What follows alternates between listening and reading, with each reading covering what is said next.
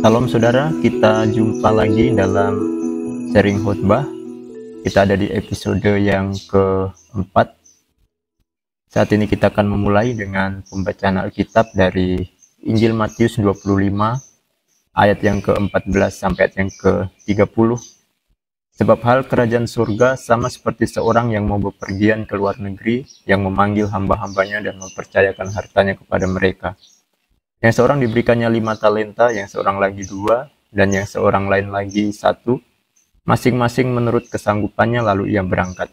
Segera pergilah hamba yang menerima 5 talenta itu, ia menjalankan uang itu, lalu beroleh laba 5 talenta. Hamba yang menerima 2 talenta itu pun berbuat demikian juga, dan berlaba 2 talenta. Tetapi hamba yang menerima 1 talenta itu pergi dan menggali lubang di dalam tanah, lalu menyembunyikan uang tuannya. Lama sesudah itu pulanglah tuan hamba-hamba itu, lalu mengadakan perhitungan dengan mereka. Hamba yang menerima 5 talenta itu datang dan ia membawa laba 5 talenta. Katanya, Tuan, 5 talenta Tuan percayakan kepadaku. Lihat, aku telah beroleh laba 5 talenta. Maka kata tuannya itu kepadanya, baik sekali perbuatanmu itu, hai hambaku yang baik dan setia. Engkau telah setia dalam perkara kecil, aku akan memberikan kepadamu tanggung jawab dalam perkara yang besar. Masuklah dan turutlah dalam kebahagiaan tuanmu. Lalu datanglah hamba yang menerima 2 talenta itu. Katanya, Tuan, 2 talenta Tuan percayakan kepadaku. Lihat, aku telah beroleh laba 2 talenta. Maka kata tuannya itu kepadanya, baik sekali perbuatanmu itu, hai hambaku yang baik dan setia. Engkau telah setia memikul tanggung jawab dalam perkara yang kecil, aku akan memberikan kepadamu tanggung jawab dalam perkara yang besar. Masuklah dan turutlah dalam kebahagiaan tuanmu. Ini datanglah juga hamba yang menerima 1 talenta itu dan berkata, Tuan, aku tahu bahwa Tuan adalah manusia yang kejam, yang menuai di tempat di mana Tuan tidak menabur, dan yang memungut dari tempat di mana Tuan tidak menanam. Karena itu aku takut dan pergi menyembunyikan talenta Tuan itu di dalam tanah. Ini terimalah kepunyaan Tuan.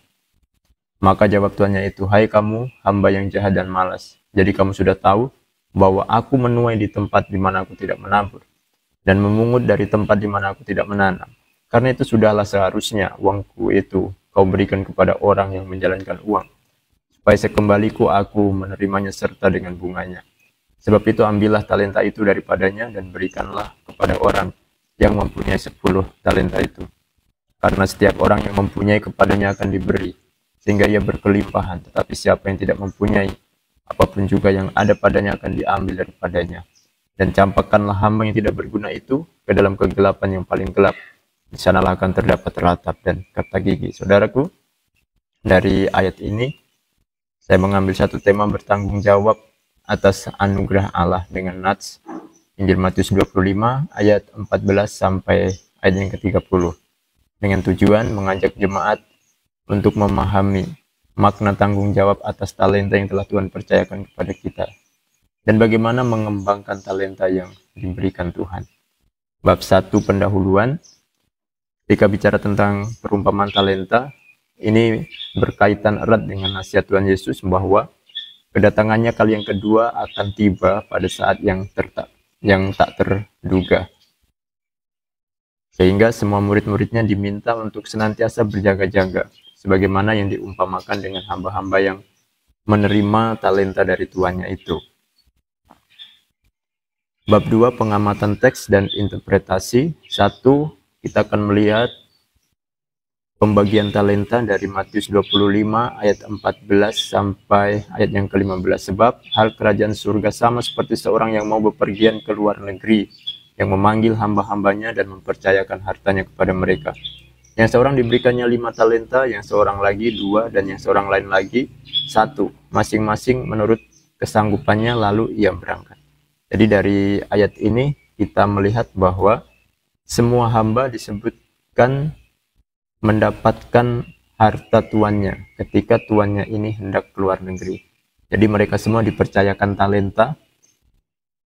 Tidak ada satupun dari hamba-hamba itu yang tidak mendapat talenta. Kemudian semua hamba itu dipercayakan harta atau talenta sesuai dengan kesanggupan mereka masing-masing. Jadi ada yang diberikan 5 talenta, 2 talenta, dan 1 talenta berdasarkan kesanggupan mereka masing-masing. Dikatakan demikian ayat yang ke-16, yang seorang diberikannya 5 talenta, yang seorang lagi 2, dan yang seorang lain lagi 1, masing-masing menurut kesanggupannya, lalu ia berangkat. Jadi berdasarkan kesanggupan mereka lah Tuhan ini membagikan talenta-talenta kepada mereka.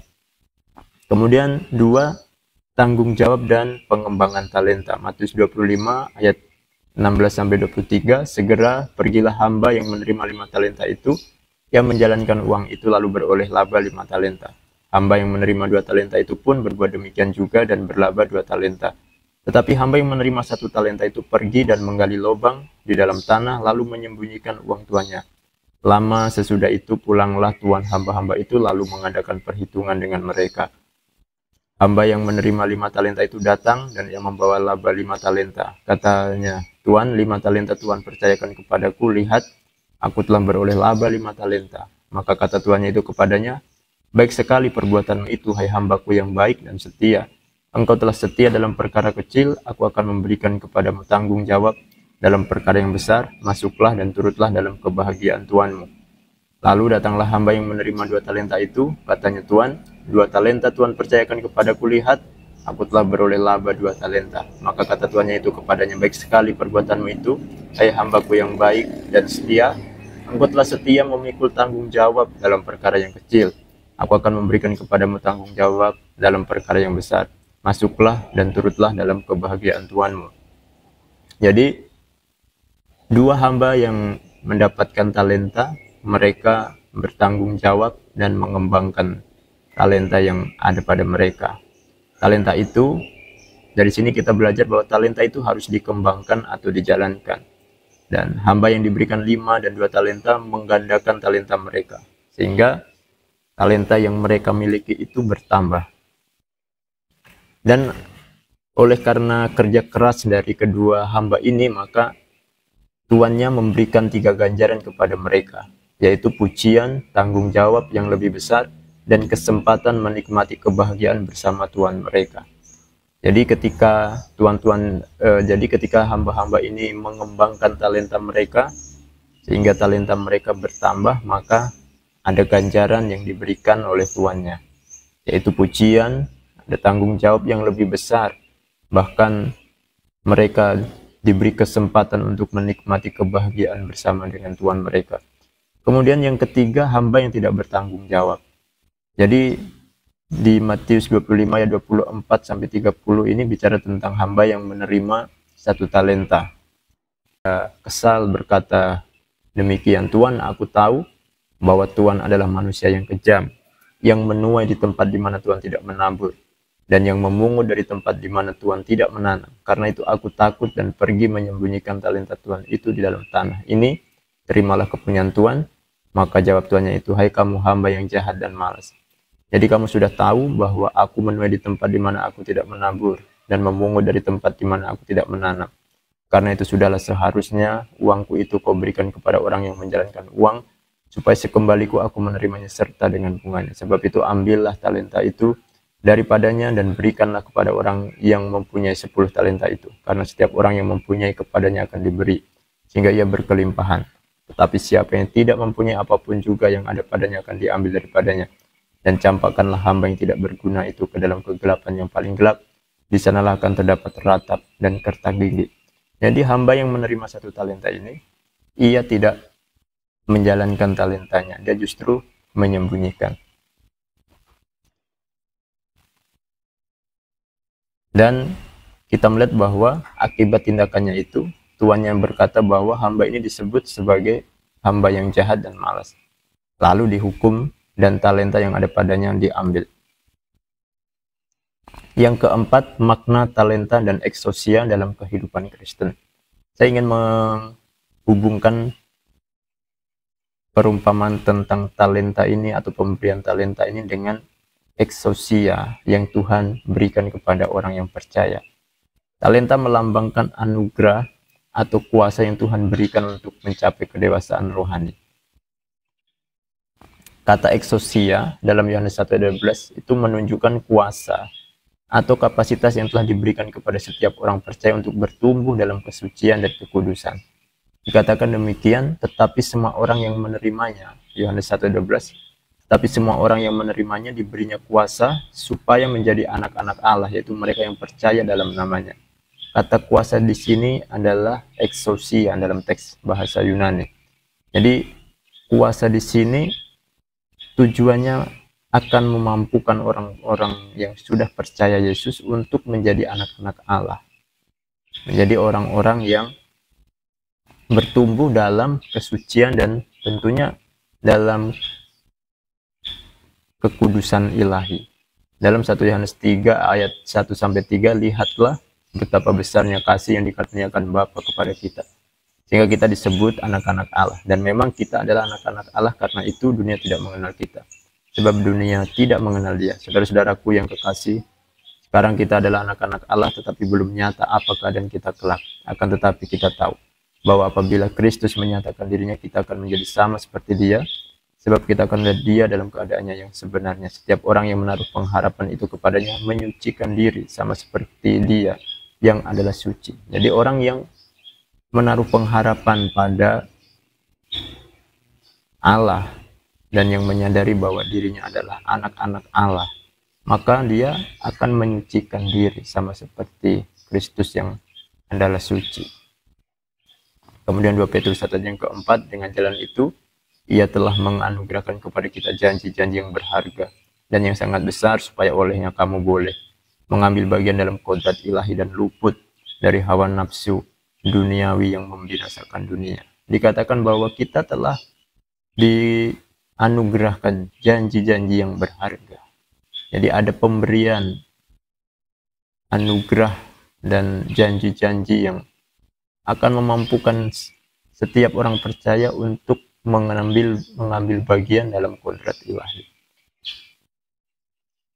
Jadi kata exousia itu menunjukkan kuasa atau kapasitas yang telah diberikan kepada setiap orang yang percaya, sehingga orang percaya dapat bertumbuh dalam kesucian dan kekudusan. Bab 3, kesimpulan, talenta adalah kesanggupan dan anugerah dari Tuhan yang harus kita kembangkan. Dan mereka yang telah menjalankan talentanya dikatakan telah setia dalam perkara kecil, dan mereka akan dipercayakan perkara yang besar. Jadi mereka yang menjalankan talentanya, mereka yang mengembangkan kesucian dan kekudusan, itu dikatakan mereka telah setia dalam perkara kecil, dan mereka akan dipercayakan perkara yang besar. Tentu ini bicara tentang hal yang akan Tuhan percayakan di kekekalan nanti. Kemudian Tuhan memanggil kita untuk menggunakan anugerahnya dengan setia, bertumbuh dalam kesucian, dan bersiap menghadapi kedatangannya. 1 Korintus 15 ayat 10, tetapi karena kasih karunia Allah, aku adalah sebagaimana aku ada sekarang. Dan kasih karunia yang dianugerahkannya kepadaku tidak sia-sia. Sebaliknya, aku telah bekerja lebih keras daripada mereka semua, tetapi bukannya aku, melainkan kasih karunia Allah yang menyertai aku. Paulus menyadari bahwa dia telah menerima kasih karunia, anugerah yang daripada Tuhan. Tetapi dia tidak membuat kasih karunia itu sia-sia, melainkan dia telah bekerja lebih keras. Jadi ketika kita menyadari bahwa Tuhan sudah memberikan talenta, Tuhan sudah memberikan exousia, kuasa, maka kita harus bekerja lebih keras lagi untuk bertumbuh dalam kesucian dan mencapai kedewasaan untuk kita siap menghadapi kedatangan Kristus. Bab 4, pertanyaan aplikasi. Pertanyaan yang pertama, apakah selama ini kita telah setia mengembangkan talenta yang Tuhan berikan, atau kita mungkin cenderung mengabaikannya? Yang kedua, apakah kita terus mengembangkan kesucian dan kekudusan sebagai bagian dari menjalankan talenta atau exousia atau anugerah yang Tuhan sudah berikan kepada kita? Sudahkah kita memiliki kesiapan menghadapi kedatangan Tuhan Yesus kali yang kedua? Demikianlah sharing khotbah pada kesempatan kali ini. Kiranya boleh menjadi berkat bagi kita. Shalom.